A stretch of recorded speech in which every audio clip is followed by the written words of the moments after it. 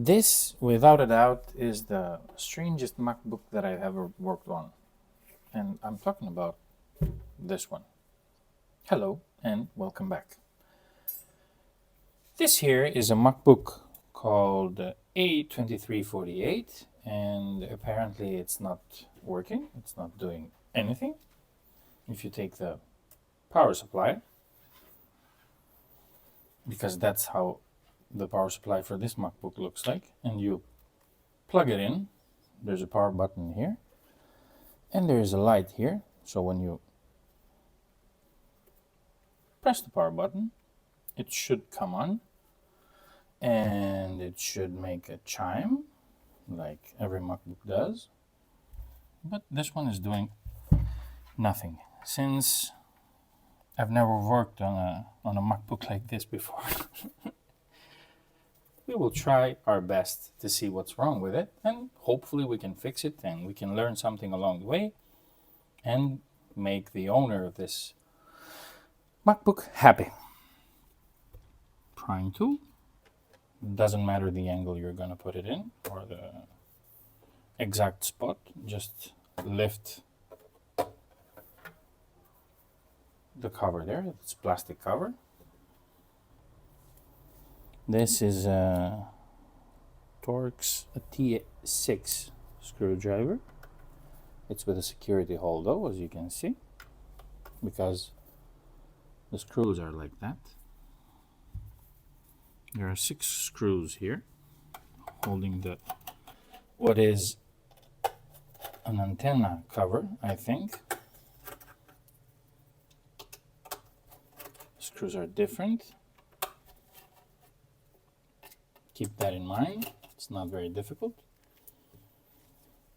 Do not lift it all the way, as there's a screw here holding down the Wi-Fi antenna cable. So you need to take that off. And now you can safely remove the cover here. Let's put this here. As you can see, as all MacBooks do, this has a CPU fan, a CPU heatsink, the logic board, and this is not a battery, but it's the power supply. Now, let's remove the CPU fan out of the way. There are 2 screws here, and 2 screws here and here.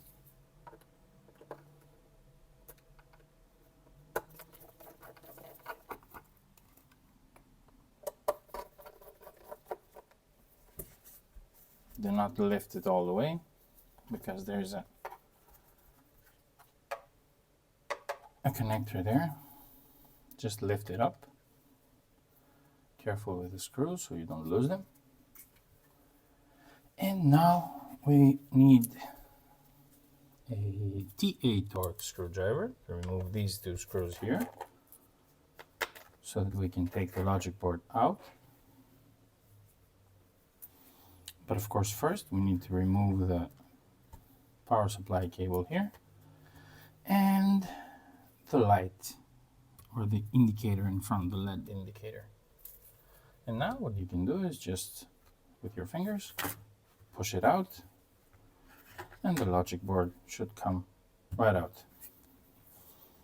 Let's leave this here for a moment, because we need to remove the power supply as well. If you want to remove the power supply, you need to remove the little safety here, like so. This. Then you remove the, I don't know what this is, and then you can twist this. I don't know how to show this to you, but you can twist it like, oh come on, this goes in front, this goes to the back, and it releases the outlet there. And there are 3 screws that are holding down the power supply.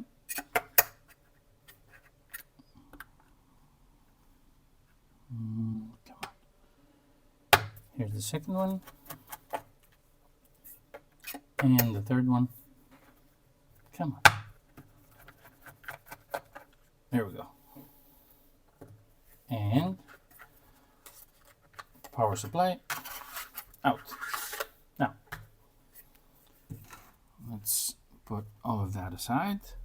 What we should do, firstly, is to see if our power supply is working. So let's bring this little guy here.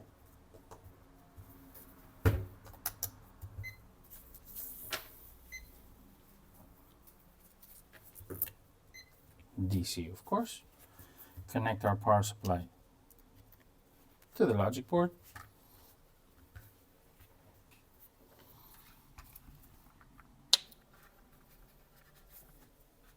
And let's see. This should have like 12 volts here. And it does. Is there any? Yes, it is. So I'm guessing the power supply is working fine. Let's leave this here for a moment. Remove the power supply because we can only assume that it's working since it's providing with 12 volts that are needed for the logic board to turn on. So what we are going to do now is to check for any signs of some short or corrosion. I don't think there's going to be any corrosion on this because it's kind of hard to get this wet. I don't know. So diode mode, red probe to ground, and we start poking the logic board around to see if it's gonna beep anywhere. So far so good. I'm just measuring around the caps here. This should be for the 12 volts. And since we had 12 volts on the logic board, there's not going to be any beeping done here. Okay. I think we need to remove the heatsink and go on the other side where the coils and the stuff are. Because if there is anything wrong with this logic board and it's not in DFU or in need of a revive or something like that, then it should be on this side of the board. This was a T6. Yes, T6. There are 1, 2,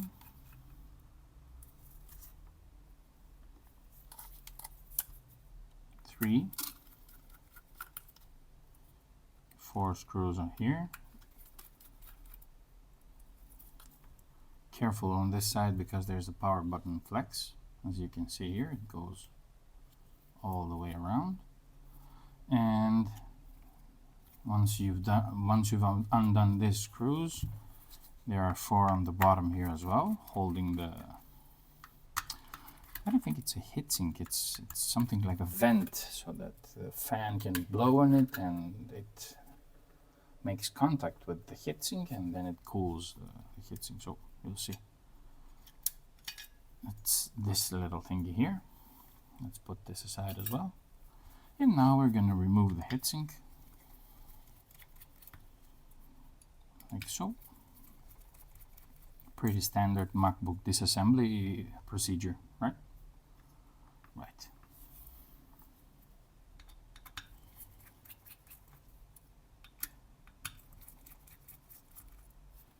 Okay. And now, there we go. This is of course an M1 chip. It's a beautiful machine, isn't it?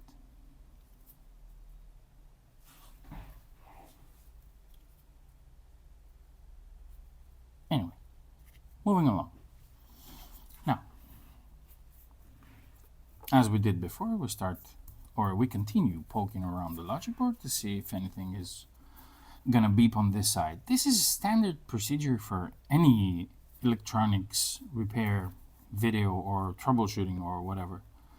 You just start by measuring if there is power connected to the thing you're trying to fix, and then if it is and it's still not booting up, you're gonna have to measure around to see if power comes to the chip you want or if there is a short. So that's why the power, it's basically the same thing.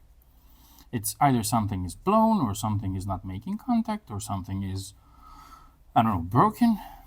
So let's go ahead and start poking this here and here. I'm just going around the big caps and here. This should all, there is no schematic for this particular logic board, which is a 820.02091.A or rather M1 Mac Mini. Oh, I'm sorry, MacBook. So we're just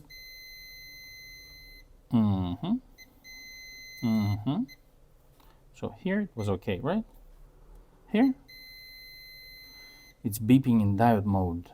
Here, what? Wait, let's put this in resistance mode. What is it here? What?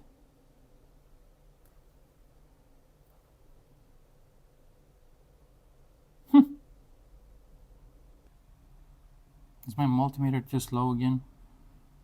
Or is it just a short here? What the hell is this?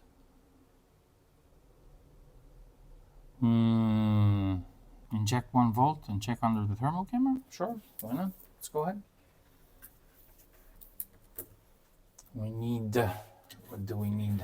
We need 1 volt on the power supply. Let's switch this so it's showing you the thermal camera. Switch to this. Now,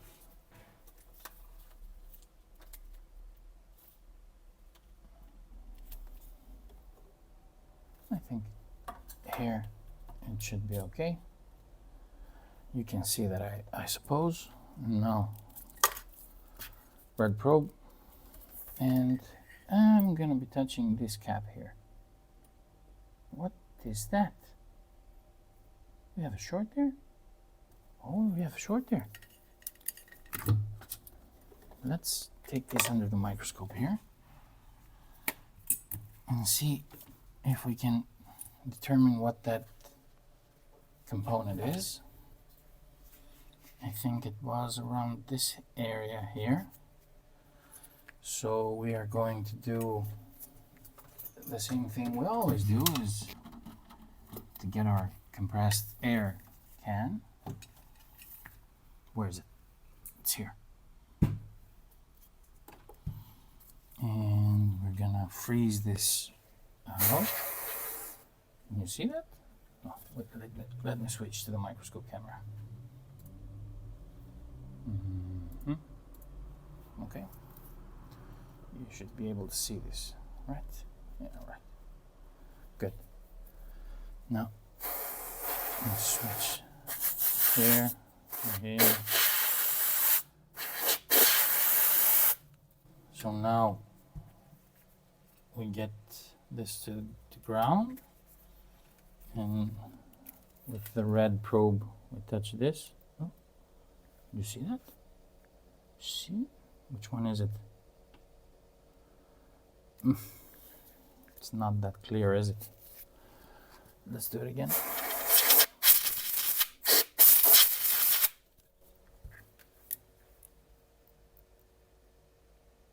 I think it's this, the right one. That's the one that melted the ice first. Let's do it like this so that you guys can see.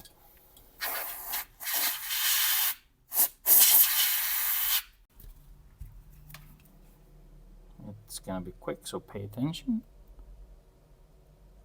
See? The right one went off first. Let's hope that by removing that cap we will be able to turn this MacBook on, because as we said, this is a MacBook. Oh, leave this here. I'm gonna try my best to remove it safely and not hurt anything around that area. So let's take our hot air.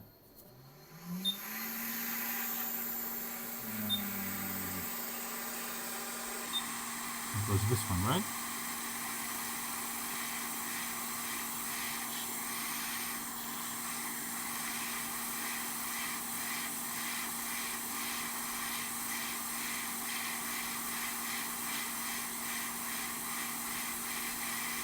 Come on. Okay. I'm gonna leave it here as an example for every other cap so that it knows it's not gonna go bad. Let's check again. Diode mode, red probe to ground, measure on the same cap. Well, I'll be damned. It's hot, that's why it's not low. If we let it cool for a bit, you'll see that it will go up.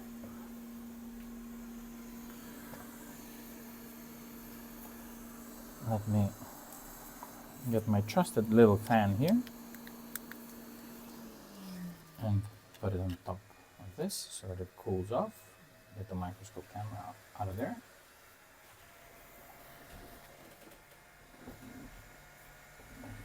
What do you think? You think it's gonna be fixed? Do you think we're gonna be making a customer happy? You should also tell me in the comments, have you ever fixed a MacBook like this before? What was your experience? Do you like this kind of MacBooks? Come on, don't be shy. Okay, I think this should be good by now. Let's see if it has risen. Yeah, it's going up. Yes, it's going up. So, since there's no schematic for that cap there, and obviously, if we try and put our multimeter in capacitance mode and try to measure it, I don't think we're going to be able to, because this is shorted, right?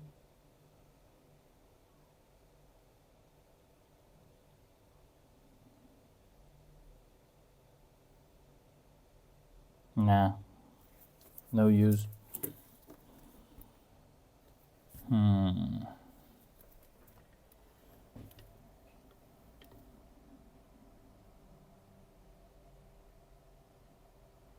I'm sure that cap has a use, and that's why it's there, but for the time being, I'm just looking to see if there's gonna be a power on that system so that we can actually get the data for the customer. Let's remove the old thermal paste here.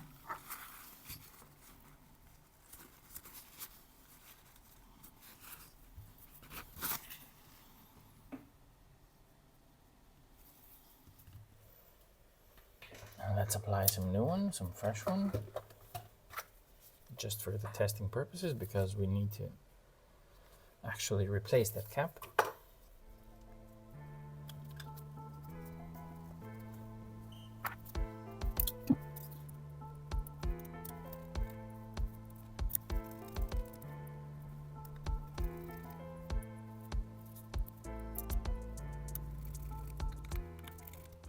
Okay, that should be enough. And let's bring the CPU fan here in the hopes that it might actually turn on. We should hear, because there's a speaker here, we should hear some sort of a chime if it does turn on. But we should also see the fan spinning. So if we take our power supply and connect it to our power supply, and then if we press the power button, wow, there you go, there you have it. Well, obviously we will be testing it further and replacing that cap as soon as we find out what the hell that is. But oh, there we have handspin. Well, I hope you learned something, and I'll catch you guys on the next one.